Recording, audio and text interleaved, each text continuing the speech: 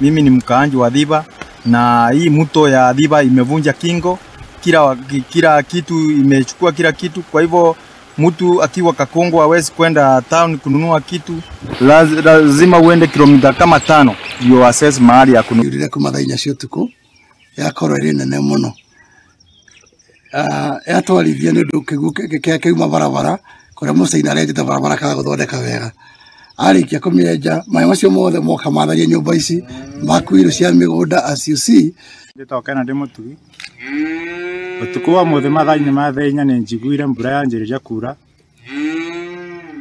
chikarakara ndaigua kigo giukite kirumite ta rui ngithi gukinya thi ndaigua ndirakinyanga mai